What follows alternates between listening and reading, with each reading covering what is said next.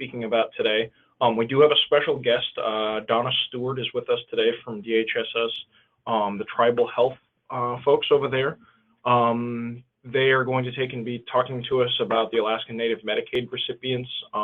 They've got a whole new initiative that's real exciting for us. And she's got some slides here that she will be presenting as we get her hooked up. We'll also be going over our processing numbers from April to July, so you kind of have an idea of where we are today and where we were at the same point last year. We have our initials policy report, kind of talk about how things are going, and we've gotten a tremendous amount of positive feedback from that. We also have a regulation spotlight, as we like to do with each of our webinars. And then we also have, Alyssa's going to be going over some form corrections with you, as we always do. And then the last part of this is that we've included some alternative placement resources. And, you know, SDS really is almost a one-stop shop for all the placement resources that we have with the state. And we do like to work with facilities. We really do want to be a partner in this process. So we've included a lot of that information in this webinar, even if we don't go over it specifically. We have included it so that you can take this back and present it to your other case managers or anybody else you would like to include in that process. So I think we're ready for Donna, and she's going to take and start here to take and tell us about the new CMS guidelines. So. Okay, this is Kara again, and once again, I'm going to get us set up here. So just hang on, everybody. Sorry for the little delays, but the silences are sometimes part of the webinar experience. So just give us a few more seconds to set up here. We'll be right back.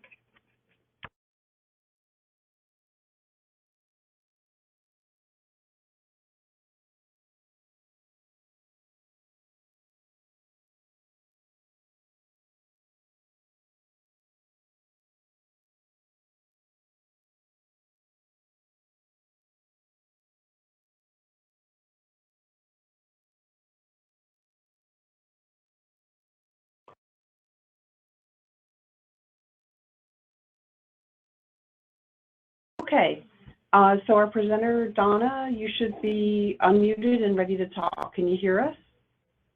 I can hear you, Kara. Can you hear me? Yes, sounds great. Great. Awesome. Okay, go ahead. Well, good morning, everyone, and thank you to the long-term care group for allowing me to take a few minutes on your agenda today to talk about an exciting opportunity that the department has to access additional federal Medicaid funding. Next slide, please. Last year, the Federal Centers for Medicare and Medicaid Services issued a state health official letter, it's number 16002 if anyone wants to look it up, that allows states and provides them some flexibilities to garner additional federal funding when services are provided to Alaska Native Medicaid recipients through tribal health organizations, and we'll talk a little bit more about what that through means in just a moment. It is a very exciting opportunity because basically what happens is that we will be able to garner an additional 50% federal match when certain circumstances are met. This additional federal funds, it is all for services that are provided by non-tribal providers to Alaska Natives when these certain conditions are met. The first, and the reason why this is actually very helpful to us is because the state currently will receive 100% federal match for services provided to Alaska Native Medicaid recipients when those services are provided by a tribal health facility or delivered by a tribal health provider, but we only receive a 50% match if the services are provided by a non-tribal provider or facility. Next slide, please. The new, what we call it's the show requirement, the new show requirements have, or the show opportunity has 4 specific requirements in it. The first is that a care coordination agreement must be in place between a tribal health organization and a non-tribal provider. The second is that the Alaska Native Medicaid patient must be referred by the tribal health organization to the non-tribal provider. And we're going to talk a little bit about that because it's actually not as confirm as like a written referral. It's actually just a request for services, but it's called a referral. The third is that the tribal health organization must remain responsible for the primary care of the patient. In other words, they're not transferring over on the primary responsibility, they're just referring the individual for care. And then the fourth is that the non-tribal provider must provide records to the tribal health organization that describes the services provided to the patient. Next slide, please. When all these requirements are met, then the state can receive the 100% federal funding for those services that are provided to Alaska Native Medicaid beneficiaries that are referred by the tribal health organization to the non-tribal provider. Now, the request for these additional federal dollars occurs after the services are delivered and all claims have been paid to the non-tribal provider. All services will continue to be delivered as they currently are, and all claims will be billed in the exact same way. This is basically an accounting process that we will do on the back end to claim these additional dollars. Next slide, please. Now, this opportunity is actually of great importance to the state. As you know, we are in a pretty significant budget situation as of yet. We have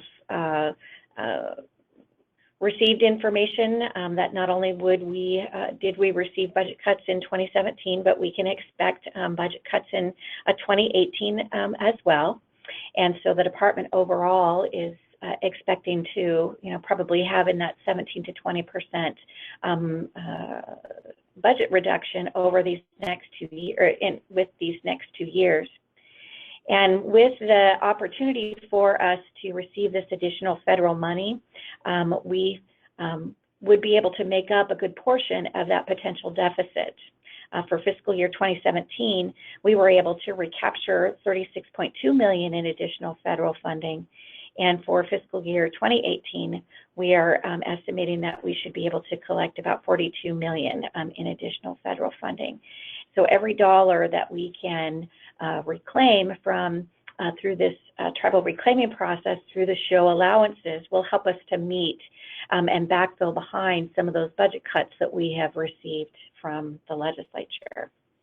Next slide, please. Again, we are facing this $3 billion budget deficit. The timing is critical. Every dollar that we can collect through this process is going to help us. And so we are really looking to begin or to beef up our process that we're currently undergoing with regard to this tribal claiming effort. Next slide, please. Now, the reason why I wanted to speak with you today is because we are reaching out to providers, to facilities and to individual providers like yourself who can help us continue to receive some of these additional reclaimed dollars. Providers can help reduce the severity of state budget cuts by really just, following a few steps and helping us find eligible claims under this new process. Next slide, please. The first is, as I had mentioned earlier, is that we need to get care coordination agreements in place. These agreements are between the non-tribal facilities and the tribal health organizations. And basically, as I explained a little bit earlier, we just need 4 very basic criteria that would be contained in these agreements. It needs to be an agreement between your facility and a tribal health organization. You need to agree that there will be a referral in place in order for these claims to be eligible. It's just these claims that we're focusing on. So we need to have a request basically from the tribal health organization that you provide services to one of their members. And again, as I mentioned earlier, it's not a formal referral is actually very helpful if it's, on paper and it, specifically spells out the types of services that are to be provided. But that is actually the most stringent of all of the interpretations of the referrals. We really just need to have documented in the patient's record that there was a request for services.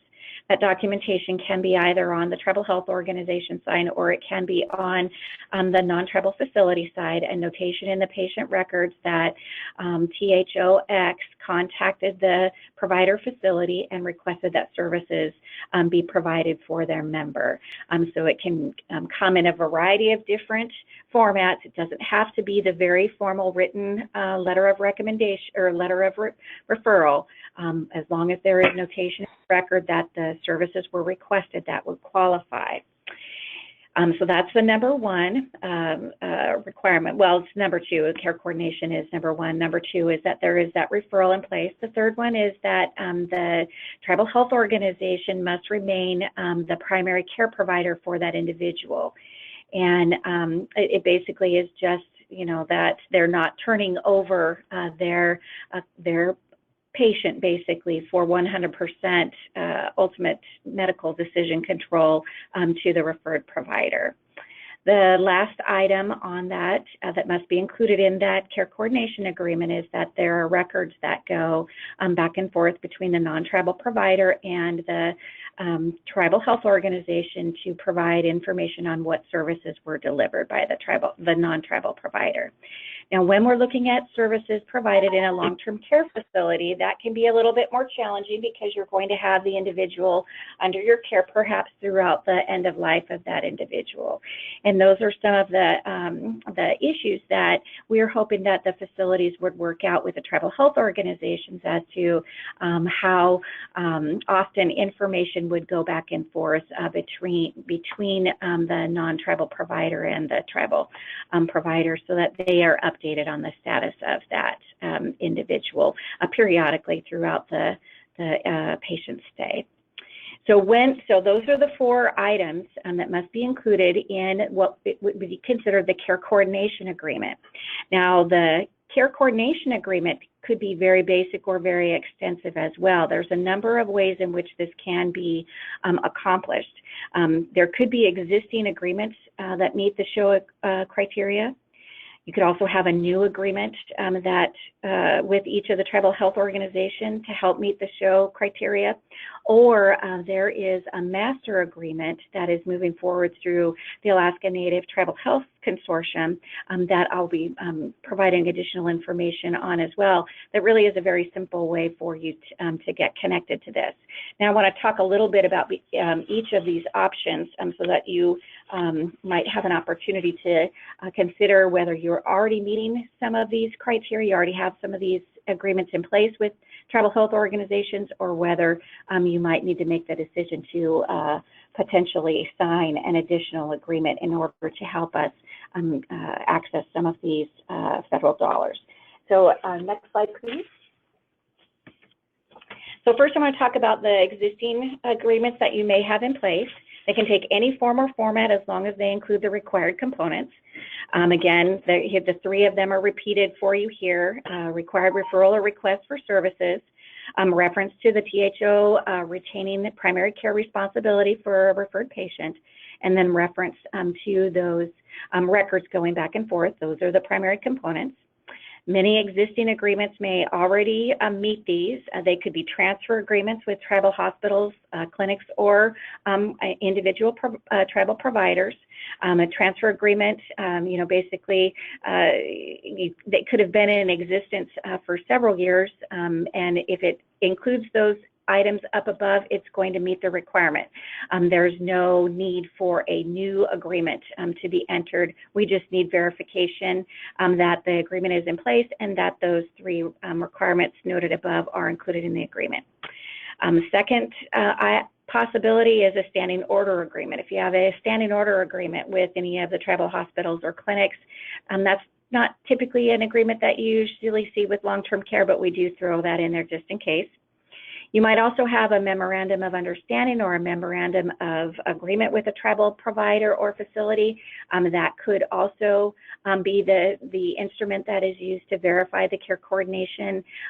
We would just need documentation, again, that it includes the three items I identified above, or if you wanted to restructure, if you notice that it's missing one thing, that it's missing the reference to the tribal health organization retaining primary care, and you want to modify one of those agreements, that's great too. And then the fourth potential option for existing agreements is if you have any care management agreements. And we know that there are some facilities, especially up north, that they do have care management agreements where they already have some tribal health providers that are coming from tribal health organizations and delivering services in their facilities due to lack of providers in the area. And those types of care management agreements will fulfill this as well. So those are some examples of what existing agreements may currently meet the show criteria. If you have any questions about all of those, if you have an agreement that you wonder whether it might meet it, then I will include contact information for individuals that you could reach out to have them take a look at that agreement to see if it already meets it. Next slide, please. The second is for the new individual agreements. I think maybe we need to go one more slide, or actually hold on that slide right there. I think we might be a little bit behind, so hold on just a second. The next is the new individual agreements. We would like for you to reach out to health organizations and request that they enter into care coordination agreements. You could start with THOs from which you routinely receive patients, THOs where you have current patients that formerly resided in a THO service area. We understand that for long-term care, that individuals are coming from all over the state, depending on where they are able to find placement or a placement that is best for them, even though it may be away from where their family is currently situated or where they had lived previously. So you could be in Anchorage and be serving patients from Juneau or residents from Juneau, and if that's the case, then you would want to reach out, to the THO from where those individuals currently or previously resided.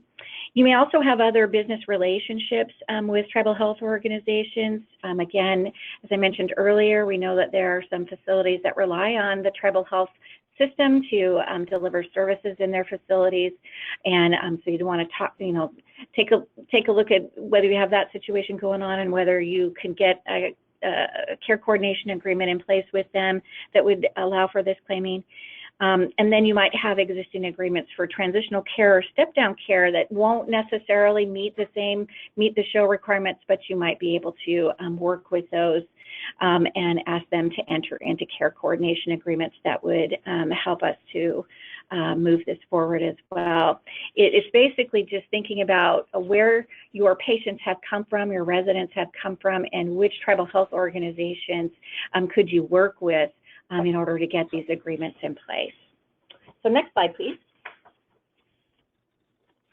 Now, the last one that I wanted to mention, and that is that the Alaska Native Tribal Health Consortium has a master agreement that they have been working with. They found a way to kind of streamline the process. We are working with literally every provider, non-tribal health as well as tribal health, to try to get these care coordination agreements in place. We are really hoping that we would be eventually able to capitalize and claim, 100% for any service that is delivered to an Alaska Native Medicaid beneficiary by a non-tribal a provider or facility, but it's a process to get there. Right now we've got, I think, somewhere around 150 care coordination agreements that we're working with, and by the time that we're done, we'll probably have well over 1,000 that should be in place. But as you can imagine, each time we identified a facility, we would then go to the tribe and have the tribe then, say, okay, now we've got another one for you to sign. Please sign on this one. And it got to be quite a process, managing and working through and doing some of that communication between the tribes and the non-tribal facilities. And so ANTHC came up with a master agreement that could be signed just once by the tribal health organizations, and then just once by the facility. And by that act of the one signature, it applies either to all the tribal health organizations or from the tribal health side to all of the providers that have signed on. It really does streamline this process tremendously. So you as a provider would sign once, and then you would basically be in agreement with all of the tribal health organizations, and there's 10 of the 16 at this point that have already signed on. It would save 9 additional signatures if you were to take this route. The master agreement meets all the show requirements, and you would have one tribal health organization contact that you would work with. So instead of needing to reach out to Yukon Kuskokwim or to reach out to Search individually, you would reach out to the one individual at ANTHC that is coordinating all of this, and then they would put the wheels in motion to get the agreement to you. And so that's the master agreement option. Next slide, please. You wanted to connect to the master agreement. The individual that I had shared with you, that is the contact, the one THO contact that you would need. I've given her name here. Her name is Margie Bozzona. She is here in Anchorage, and she would, she's great to work with. We've had great success in helping her, or in having her help non-tribal facilities connect to this agreement, and to answer any questions about, you know, how's this process working? You know, is there any downside? You know, those kinds of things. So she's a great individual to work with on that. Next slide, please. Wanted to confirm that this process that I've just described, the ability for the state to access additional federal healthcare dollars, so that additional 50% that now the state must pay when services are delivered to an Alaska Native individual by a non-tribal healthcare professional. So our ability to be able to reclaim that additional 50% under the federal state health official letter opportunity, the burden of all of that rests completely with the state. We are not asking providers to make any changes to their current billing practices, and we are assuming all of the burden of any audit requirements that would be in the future. So you basically would sign on to to the agreement with the tribal health organizations, whether it be the master agreement that links you to the 10 and up to 16. Hopefully in the future all 16 will be signed on, or you decide you're only going to have individual contracts with 1 or 2 tribal health organizations. That's an independent business decision that you would make, however that works out. You will not have to change your billing practices at all, just because that you would be and continue to serve Alaska Native individuals. None of your billing practices would change.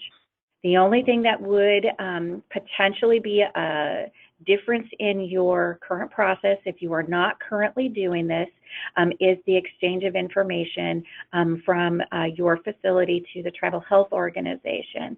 You know, that information about care provided to the individual while in the facility. The details for how often, how much information, all of that stuff would be worked out in a care coordination agreement. It's not for the state to dictate that. The only thing that we have to do is we have to ask the tribal health organization each quarter, we have to ask them for any individuals that we know have been referred to your facility. We have to ask the tribal health organization if they received records back. As long as they tell us, yes, there was a referral in place for this patient, and yes, we received the records back, or no, we aren't expecting those records until, you know, the first of the quarter or something along those lines, or it's an annual report or anything along those lines, whatever you as a facility work out with them, then we would be able to send in basically a request to the federal government for the state's portion of those services that had been provided in your facility. So that's how the records piece gets in there. So you would not really have, as far as we are not anticipating any additional burden other than You might, if you are not already sharing information back with primary care providers, that piece may be different. You won't have to change your billing practices. This is all done after the fact. In fact, the only way that we find out whether an individual is in your facility is we do a claims run on claims that are paid prior quarter. And we would see for your facility that you had, 4 Alaska Native individuals that you were providing services to. We would see the value that you were paid for those services, and that's when we at that point would contact the tribal health organization and ask them those 2 questions. 1, did you refer the patient over there or request services from that facility? And 2, have you been receiving records with regard to the services that were provided? So all of that burden rests with the state. You won't have to keep any separate records.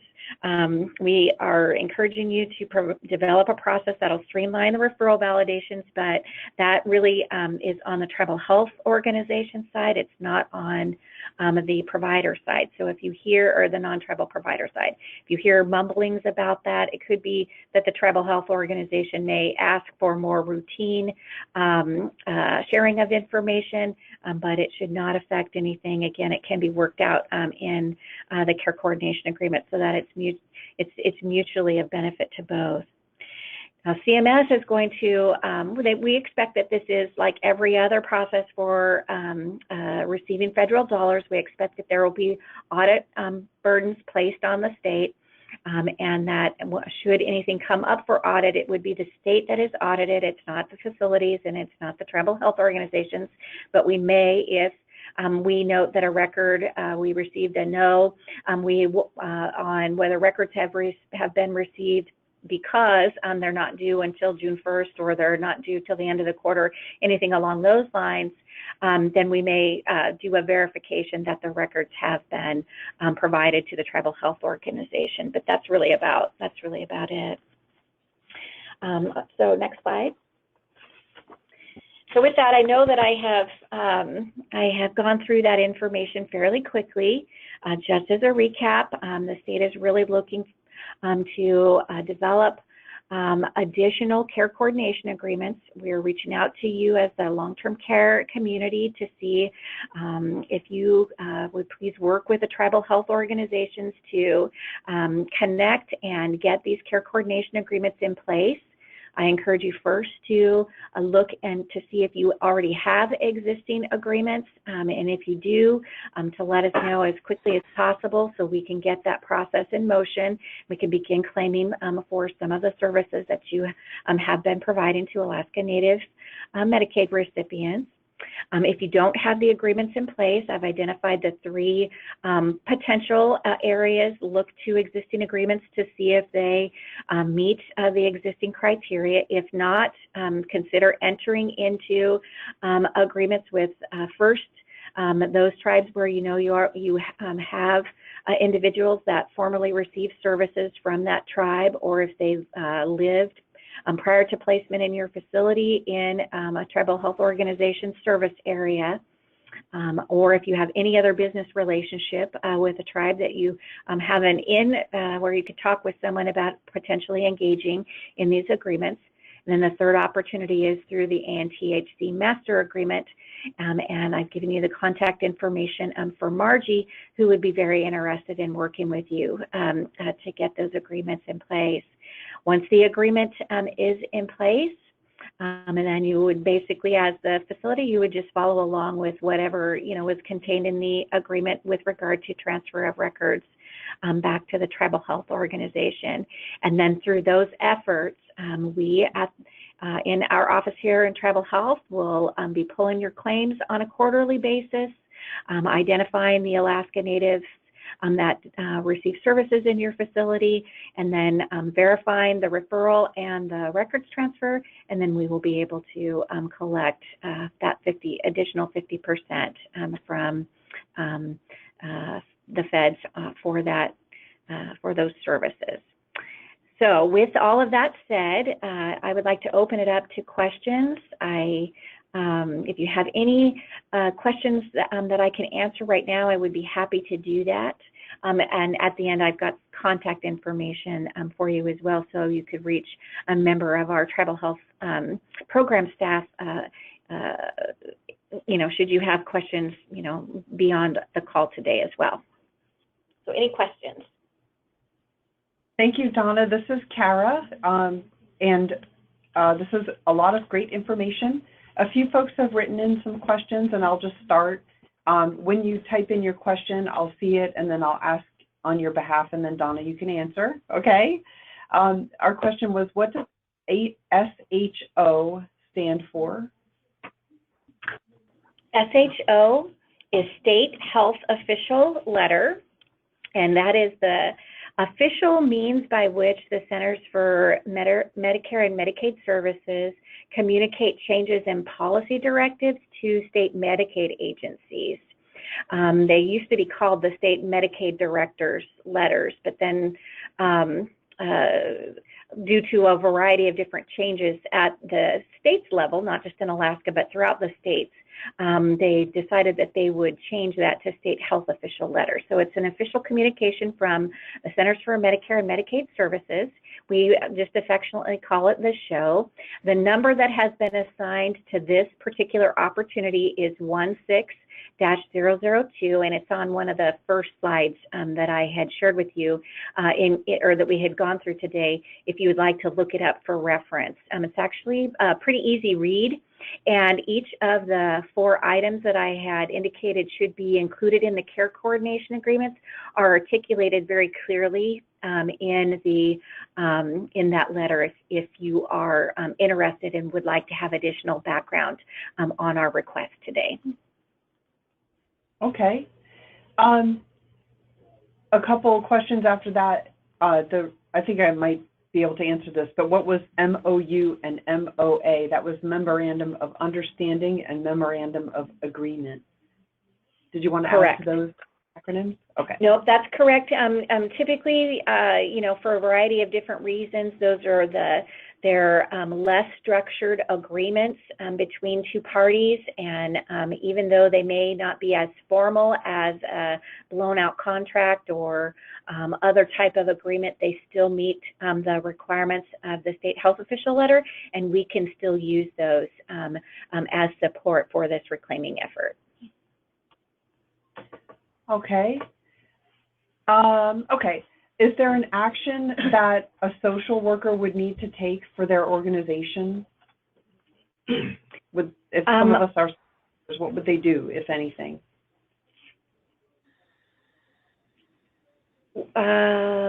Yes, I would say that you are in a key position. If you're on the call today, you're in a key position to please take this information back to your leadership and make sure that they're aware of the opportunity and that they consider joining in with one of these care coordination agreements using one of the 3 possible options I had mentioned earlier. We really are relying on you to be the point of information for your facility and to get this information back to the right people, the ones that would know whether agreements are already in place and could, if they aren't, could get the wheels in motion to get an agreement signed so that we can move forward with getting the reclaiming. And so you are in a key position to get that information back to your organization. Once the agreement is signed, there isn't really additional responsibilities or additional asks other than there is a little bit of a cleanup in the beginning where we're looking at the full census for the facility. And so anyone that actually once an agreement is signed, we actually can claim all the way back to the initial date of that State Health Official Letter, which is February 26th of 2016. So there is a little bit of a cleanup that has to happen in the beginning where we're going back that far with all of the claims. And so there could be, a question with regard to how the individual arrived at the facility that the social worker may be in the best position to address. But that's kind of rare and probably wouldn't happen all that often. So the best assistance that you can provide is just to take this information up to the right individuals and get them interested in signing on to these agreements for us. Okay, thank you, Donna. Another question came in. Is this for acute care hospitals, and is this just for a patient with Medicaid and Native benefits, or is it a special Medicaid? It is not a special Medicaid. It is specifically for an Alaska Native Medicaid beneficiary. They could qualify for Medicaid under any of the available programs. And so as long as they are both Alaska Native and a Medicaid recipient, then we can claim these additional dollars from the feds. So it's not a special program for the beneficiary. It's an additional funding opportunity for the state. And this will actually apply to every type of provider, not just acute, not just long-term care, not even just physical care. I mean, it also applies to behavioral health services. Every service that is eligible under the state Medicaid program, we are eligible to or we are allowed basically to use this new funding opportunity to try to reclaim these additional dollars. So in addition to long-term care facilities, we've also been working with all of the hospitals. We've also been working with behavioral health and specifically the residential psychiatric treatment centers, trying to get all of these different types of providers to enter into these agreements. So it's a very broad sweep of the provider community. Thank you, Donna. Okay, that was the last question that came in by text. If you have questions for Donna, please type them in. We'd be happy to pose them to her so she can answer. We'll give you a couple of seconds to think about that. A lot of times what happens is people are thinking and writing, and then it comes in a little bit after because of the way the computer speeds go. But if I don't see any other questions, yeah. If we don't see any other questions come in, and just know that even if you don't have a question right now, it's okay to think about the presentation. If you're like me, you'll think of a great question tomorrow. It's okay to have a question later, and you could always ask either of the people that you could email the folks that you see up on the screen there. You can even email training. You can email me or other people at SDS you communicate with, like David and the team here. Okay, last call for questions on this new opportunity.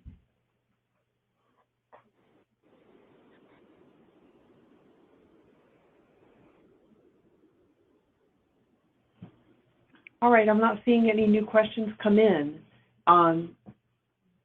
Thank you, Donna, for your presentation. We'll transition to the next part of our presentation now. Did you have anything else you wanted to share before I go ahead and unmute audio for you? mute audio for you. Go ahead. Nope, just want to thank everyone that participated in the discussion today, and especially for this opportunity to be able to share what we think is a great way for the state to capture some of this additional federal funding to help support our budget. And so just want to thank you for everyone's time this morning and for this opportunity. And again, just want to stress, as Kara had said, if you have any additional questions, please feel free to contact either Lisa or I, and we'll be happy to help work through those. So with that, I will say goodbye and wish you all a happy day. Thank you, Donna. Bye-bye. Thank you. Okay, so what we'll do right now is we'll transition to the next piece of our presentation. And let me go ahead and show my screen. And now you're seeing a screen that should say Authorization Tracking. All right, and so would you like to go ahead and take it away? Yeah. Go ahead. All right, this is Alyssa, and we're going to go ahead and go over the authorization tracking here fairly quickly. You can go to the next slide. So this is for the tracking for the initial authorizations and PASRRs, and as you can see, most of the initials that we have done are the PASRRs, and we did 404 PASRRs between April 1st and July 31st. And you can go to the next one. And then the next one is the reauthorizations, and the most that we have processed for this one is the ICF reauthorizations with 310 submissions. And then this is just a comparison from 2016 to 2017. We had 1,357 authorizations processed. And then this year we had 2,009 authorizations processed, 719 initials in 2016, and then 2017, 493.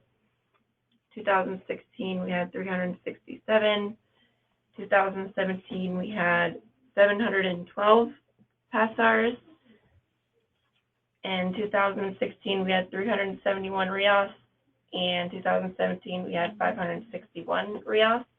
And we didn't track the incomplete authorizations in 2016.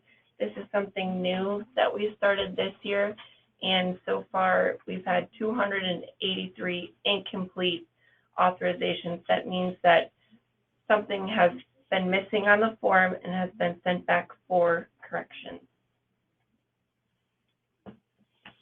Okay. So on moving on here for our next slide here, we do want to visit our initials change policy that was initiated on June 1st. And so basically what we did here is, the idea is we didn't really want to change the process significantly for our PASRRs or anything of that sort, but we did want to track a little bit more efficiently our authorizations that we were doing, our Medicaid authorizations. You can go to the next slide. So basically what we had done were the program effects, is that the long-term care authorizations were processed initially without a segment control number. This allowed the receiving facility to take and then request that segment control number once the patient arrived at the facility. So this was really, the request is to be sent through direct secure messaging, and then any changes to the authorization dates, let's say he started a week later, existing authorizations wouldn't then be shortened unnecessarily or incorrectly, and new authorizations started without having the correct dates. And so this really helped us clean up a lot of our processing for the financial things, and we've had significantly less mistakes in that end. You can go to the next slide. So basically the purpose of this policy was to help and keep and communicate our accurate information. We wanted to take and start being a little bit better as far as our timely authorizations for initial admissions, and definitely to prevent those inherent billing problems. We also wanted to take and reduce any kind of unnecessary administrative burden for processing documents that didn't have an actual admission, because we were seeing about 15% of our authorizations were coming in where they had requested an authorization date, requested a segment control number, and then we had sent it into Conduent only to find out that the person never admitted to the nursing facility. So this was really in a big effort to take and kind of clean that up. You can go to the next slide. And so these are the kind of the frequent questions that we get from providers. Does it impact the PASRR process? And the answer is no. We've made no changes to the way that the PASRR is submitted or processed to us. Does it impact reauthorizations? And again, no, it only affects the initial authorizations. So another kind of caveat here is how it affects swing beds and administrative wait day admissions.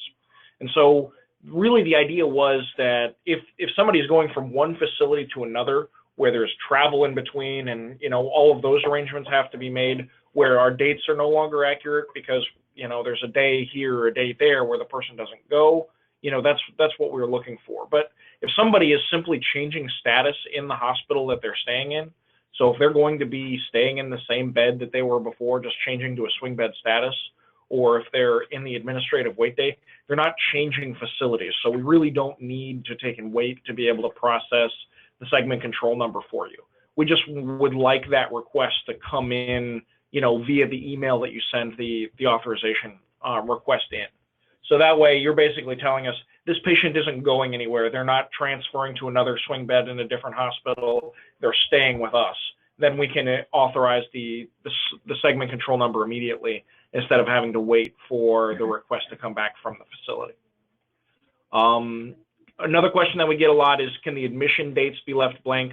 We're not 100% sure when they're going to go. We just know that they're going to go in the next week. And the answer is no. We do like to stick with that proposed admission date. Give us your best guess, and we'll work with you once the form comes in. We can always make corrections after once the segment control number request comes in. Another question that we get a lot is, what if the patient doesn't admit until 2 weeks later? And this is kind of what we've been telling folks is that the authorization is valid for 30 days. Then we're going to close it if there's been no request for payment authorization. Any changes to the level of care or condition will need to be reflected on a new authorization form. So let's say they stay in the hospital for an additional 30 days and now they've gone from SNF to ICF. We're going to need a whole new authorization, a new signature from the physician.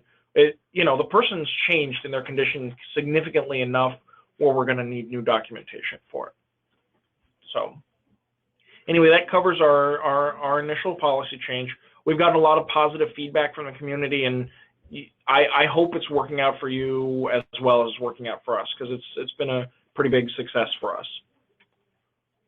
We can go to the next slide.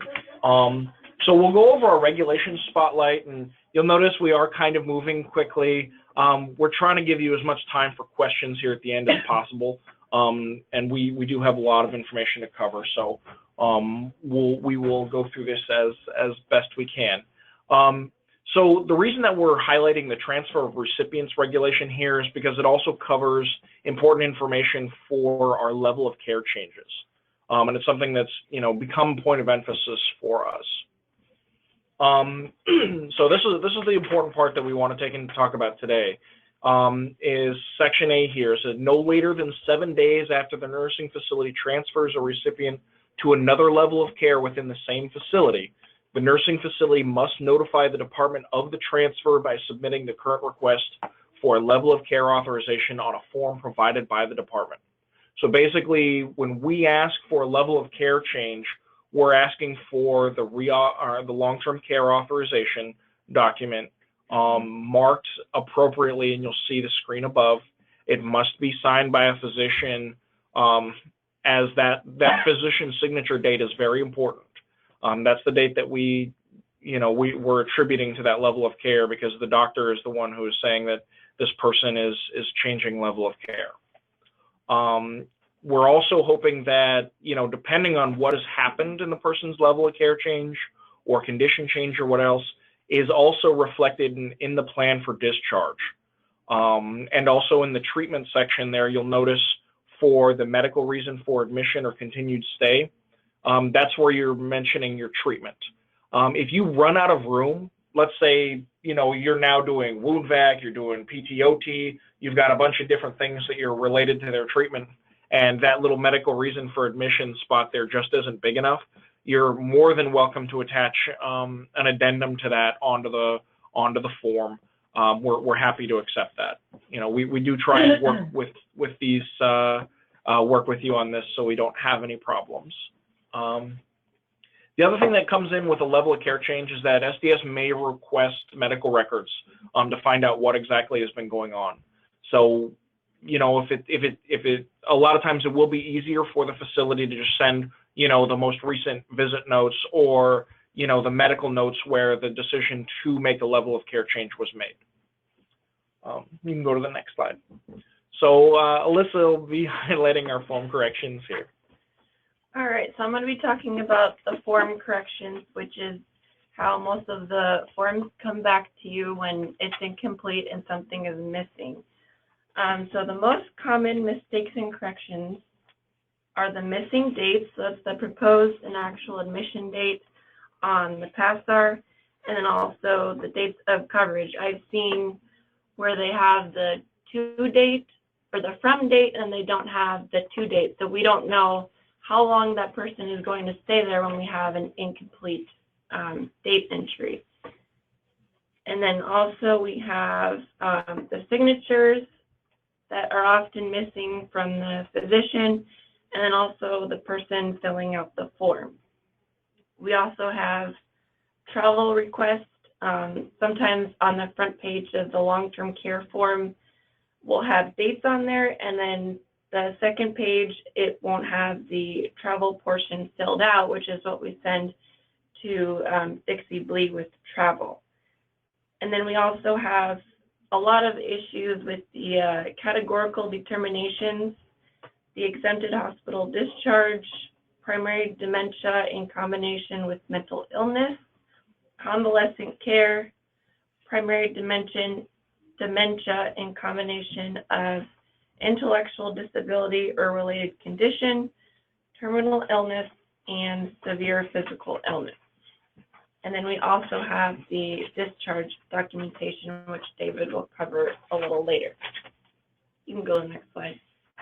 So we have the date entries.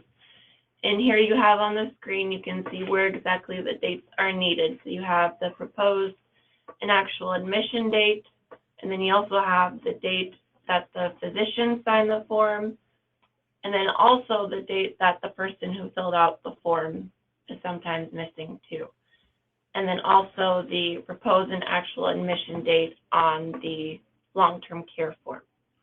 The requested period of coverage is also included in this, but it's usually not missed as frequently, and we're happy to help with corrections for that too. But the other dates need to be made separate. And sometimes just one is there, just the from date will be there, but not the to date, and that is considered incomplete. You can go to the next slide. So for physician signatures, these are the ones that the physician signatures are required. So that's the PASRR, the initial long-term care form. For reauthorizations, a physician signature is not needed because you have the little box there that you just mark that the physician signature is on file. And then physician signatures are also needed for inter-facility transfers, level of care changes, retroactive authorizations, and then also not required for a physician signature is the retroactive authorization reauthorization.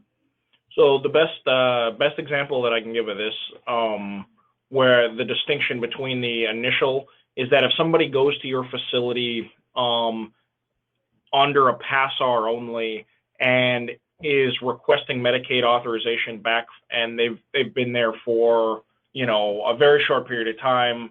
It's, you know, they came in under Medicare and now they're switching to Medicaid. In that situation, because it's the first authorization, we do request the physician signature. A situation where we have a retroactive reauthorization, a lot of times we will, and this is fairly rare, is we will see a recipient who will have lost Medicaid for a period, and then because we've already established level of care in a previous authorizations, the retroactive reauthorization is basically saying, well, this person's here under this level of care, we've already established that, we're just seeking reimbursement now that the person has reestablished Medicaid. And so in that situation, again, we would still need the order to be on file where the physician has signed the order, but we wouldn't necessarily need the physician signature on the form. And just to remind everyone that, you know, those orders, if SDS or if SDS needs to take in and get that order, you know, please make sure you have it available so that we can request it. All right, the next correction that we're going to talk about is the travel signatures. And on the first page of the long-term care form, I've seen a lot of this where just the travel dates are on there. And then on the second page, that is not filled out at all. And that needs to be signed by the admitting facility because this page gets also sent off to travel. And if it's not filled out, then we cannot process the form at all. So we will wait until that is signed if travel is needed, and then we'll be able to process the form. and this is for Medicaid only, and we need at least 48 hours to process. So if we get it the day of that you're planning for travel, don't plan on it being processed that day, because that does not give us enough time to get everything processed and sent off to travel. And travel is only authorized prior to the travel taking place.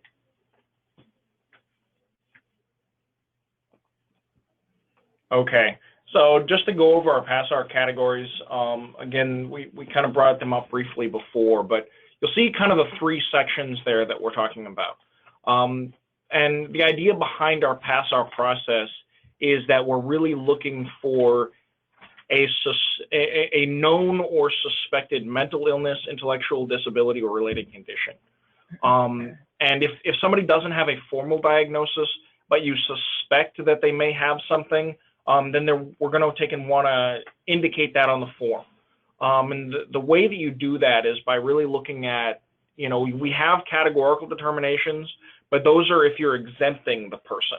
So let's say they have a known disability, they have a known problem, and a mental illness, intellectual disability, or related condition.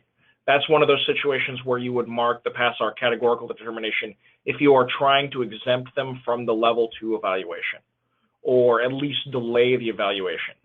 So these are situations where somebody is coming in because they broke a leg and they have autism. So you're going to take and tell us that they have a related condition, but you may exempt them from the level 2 evaluation because they're only going to be there for PT for 30 days or something along those lines. In that situation, you're going to want to use the exemptions.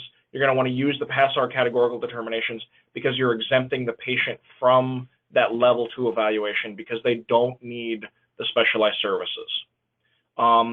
If somebody does not have a mental illness, does not have an intellectual disability, or does not have a related condition, then using the PASRR categorical determinations triggers us to require more medical documentation or to look deeper into the forms that you've submitted to us.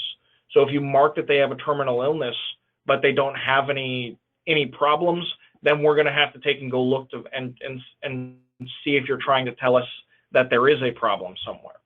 And so usually we're looking for combinations.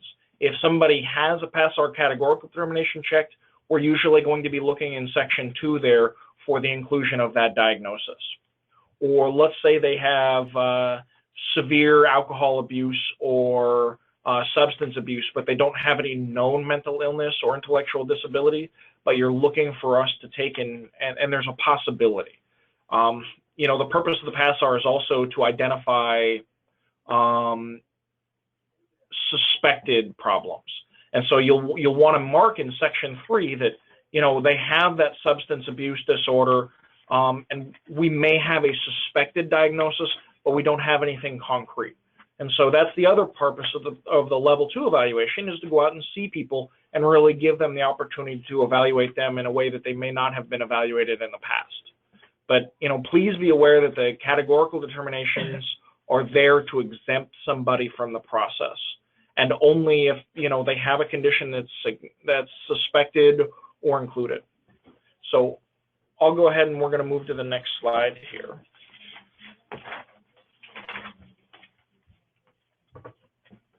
Okay, so for our discharge of recipients, what we've highlighted here is at least 10 days before the date of discharge, we want to take and also the division of the department responsible for senior and disabilities if a nursing facility has proposed discharge.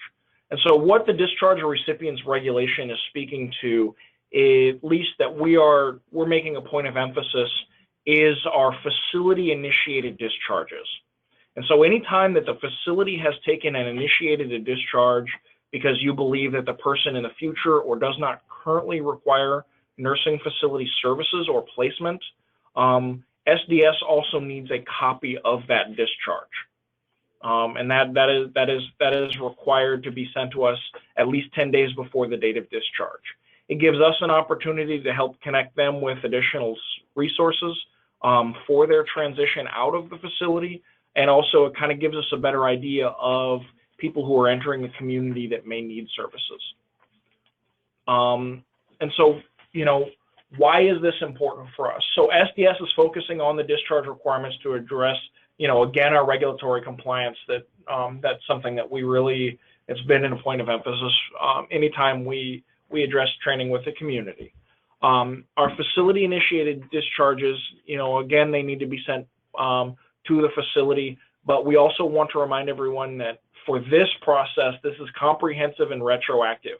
So if there's anybody in your facility today that has been given a facility-initiated discharge, where you are telling the patient, it's time to look for alternative placement and resources, but they're still there after 30 or 60 days, SDS still needs a copy of that form, and it applies to everybody. So, we want to let you know that we're here to work with you, because we have a pretty extensive resource base to help facilitate these discharges, and a lot of those resources we'll bring up. We've listed at the back of this presentation today. And so we'll go over some of those alternative placement resources now. And of course, we have the Aging and Disability Resource Center. This is really the point of contact for our social workers and community advocates who are seeking additional placement or additional services. They have all the lists that they can contact you with care coordinators or additional services. So we really want to start with the ADRC whenever we're looking for any of those additional services. So next slide. We also have our nursing facility transition program, and we've spoken to this in the past. So this is really designed to take and help somebody who has been in the nursing facility for a significant amount of time to take and start that process of going home. So we'll go to the next slide. And so the nursing facility transition funds will cover up to $3,500. And you'll see all the things that it covers here. And so these are things to help with modifying the home, basic furnishings like microwaves, things of that sort, and all kinds of different things here. But we'll leave this list up for you. Go ahead. And so this is the eligibility process. We're looking at recipients that are 18 and over, the desire to live in the setting outside the nursing facility, has identified a barrier to moving home. So all of these different things, and we have contact information available as well. Next slide. And so these are all your nursing facility transition grant contacts for initiating those services that you see here. So last slide. So if you have any additional questions, if you forget to ask us something today and you've got questions that you want to ask us in the future, please direct those questions to the long-term care authorizations box. In fact, all of the questions, comments, any documentation, please send to that authorizations box. We can't stress enough that, the individual emails for our long-term care staff are not monitored for this content. And so, in the past, we've unfortunately, if Alyssa or I goes on vacation or we're out for a couple of days for Harmony training, for instance, we're just not able to take and appropriately respond to that information in time. But somebody is always attached to that long-term care box, and you'll get the most accurate information in the most timely manner if you send your questions there. So please do that. Okay. Thank you for all this great information. I wanted to just do a quick time check. We have probably about 15 minutes left or thereabouts for questions. We do have a few questions that came in during the presentation. Their first question says, would I still need the segment control number if a new resident was admitted, but 5 hours later they were medevaced to Anchorage in this example? Segment control number, back when you were talking about the form. Right. I would say that, our regulations are pretty specific that the date of discharge is not eligible for a payable day.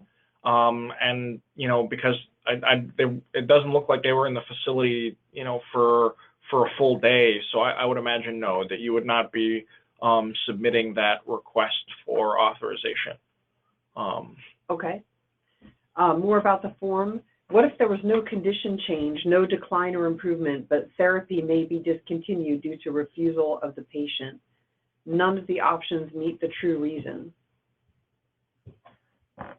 for that change. When we were talking about the form, I think it's for the level of care change and whether or not we're including in the treatments for the continued placement. I mean, if you put in there, I mean, that we are typically looking for a medical reason, but I would assume that refusal, if somebody is refusing treatment and they want to be discharged, or their level of, I don't understand if how that would change their level of care necessarily. Well, this is Molly, and if they're not going to participate in the treatment, then I would question what else is keeping them there.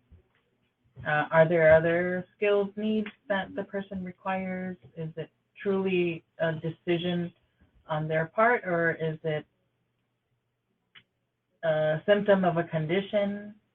I think it would be individually, it would have to be reviewed individually to see where and what exactly the circumstances are. And, you know, you're always welcome to take and call us and ask us and how we would take and go about, you know, what information that we need to make a determination. You know, please, if you've got a complex situation like that, please feel free to give us a call. And, you know, myself or Alyssa may not know the answer right away, but, you know, we have wonderful supervisors here that have great answers. So we're always welcome to run down the hallway to Molly and ask her questions. So, all right. and Gita as well. Yeah. Some of us are asking questions about discharge and the process and thinking that through.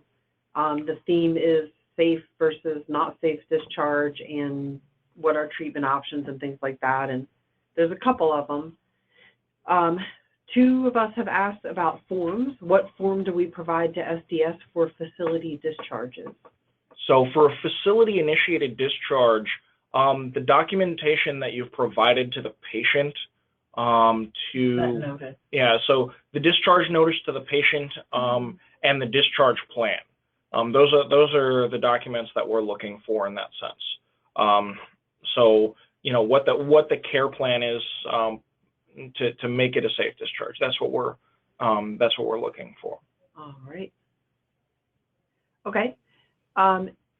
Is a facility discharge for everyone who discharges from a skilled nursing facility or nursing home, or is this if the resident is administratively discharged? We're not looking for one for if everybody is discharged. It's if they're being administratively discharged, I think it would be appropriate, but I'd have to ask Molly for the specifics. It would be for those who the facility has issued that 30-day notice to. These are specific to those types of discharges. If the facility is initiating the discharge and is noticing the resident with a 30-day discharge notice, that's what we want to see, that discharge notice, and get an idea of what the plan is. And then we can assist in whatever way we can to help with that discharge. I know the facilities include the long-term care ombudsman's office and as well as licensing. So it's just adding us to that mix and communicating that plan with us. That way we can be helpful in that plan, or we have additional resources and can make connections to help the facility with that process. Okay, that might be good. A good answer to the next question too. What is your recommendation when discharging a patient who does not meet level of care within a facility, but does not meet APA, and that's what was written, and I'm thinking it might mean APS requirements. adult protective or APA, and has no safe home discharge plan. That would have to be something we can take a look at. We have information from other discharges where the discharge was very challenging, and we can work with other entities within our division to look at possibly any other possible alternative. For example, GR, or through the ADRC, we could probably connect with some other resources available. The difficulty you as the facility will have is still having someone who no longer meets the level of care, as well as your requirements on your end.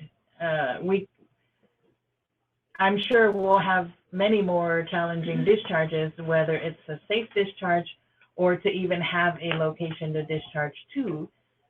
We can always work together on that. We don't, there's not one canned answer for all in that category. So I would say, connect with us, let us know, and we'll be more than happy to help you there. The difficulty will be in you going over your 30 days and not knowing what to do with someone at that point. We want to, pursue this proactively rather than trying to figure out what to do when you're beyond your 30 days. Okay. Next question is about nursing facility transition. The nursing facility transition funds, are they available to patients who discharge from acute care hospital who initially needed skilled nursing facility, but for some reason were not accepted? Now the patient has progressed to somewhere else. I will say no. These funds are specific to nursing facilities, transitioning out of a nursing facility. This is not funding for those who have not been accepted to a nursing facility, although there is a need. I would say connect with us as well on those, and maybe we can help to find a different facility or work out something to get the services the person needs. But this is not one of them, unfortunately. This is not to supplant, the nursing facility need. That's not available. Other questions? That was the last one that was written here in my question area. What additional questions do you have about the forms and nursing facility transition? We have probably about 8 minutes left in the session here, so there is time for a few more questions if you do have them.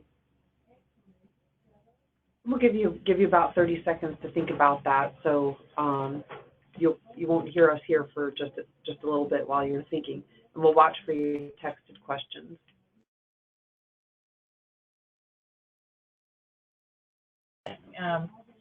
If you don't already know, we are training to start our new Harmony system, and so you may see a little bit of a delay in getting your authorizations come back to you, whether it's an initial or a re-auth. We ask that you work with us on that. If you're trying to call to get an authorization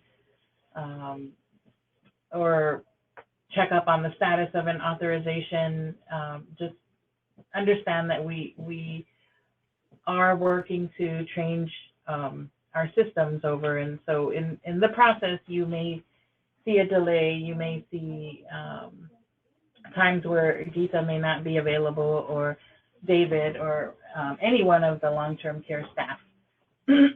But we will, as we've been, continue to work hard to get your questions answered and the authorizations turned around as quickly as we can. But there may be some lag time there. So we're not ignoring you. We're just tending to some other things we have to tend to. There may be facilities who will be involved in Harmony training as well. So that's up and coming here very soon.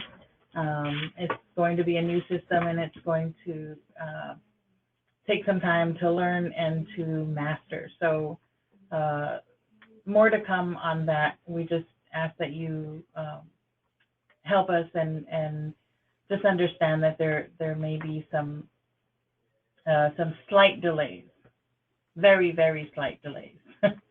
But feel free to call any one of the staff, Lisa LaBady, Alyssa Bowden, and David, Gita, and myself with any other questions or concerns when you see that your emails or voicemails have not been responded to. This is Kara. As part of the training team, we're working together to bring people to Harmony training and to get trained in Harmony ourselves right now. Question is, when will Harmony start? For this provider group, you should probably hear more specifics more towards the end of the year, like December, January. It involves a process where you'll be given access to the Harmony system. You'll get training on how to work within the Harmony system regarding the people that the individuals, the patients that you'll request access to, or perhaps are applying to your facility. So you'll get training on that. So so you'll be able to do it. Check your e-alerts, and also for this provider group, I would imagine that there'll be more group emails going out because we have everybody's email. Same people who come to this presentation. Most of our training will be done. Actually, all of our training will be done online. There may be some face-to-face opportunities, but we haven't arranged that yet as of right now. There will be training available ongoing, so it's not something where if you didn't get there that day, there wouldn't be training again. There'll be lots of opportunities to be trained on how to use Harmony, but look for that more towards the end of 2017 and early 2018. Okay, I haven't seen any other questions come in during our thoughts, our most recent thoughts here. If you have been able to download the presentation, that's great. If you would like me to email you a presentation, if you could just put a note into the chat area there to please email me. I can see your email address, believe it or not, on another list on my screen. You don't have to write your email address, but I can send you a copy if you would like that. And we will have this session available by recording. I'm not sure which link we're going to send right now, but we do have records of folks who have attended, so we'd be happy to make an announcement when it's available online. It takes us a little bit to get it posted, so give us a few days to do that. But anyway, it will be there. So that being said, I'm going to close the session. Thanks, everybody, for your great thoughts and conversation here with our training.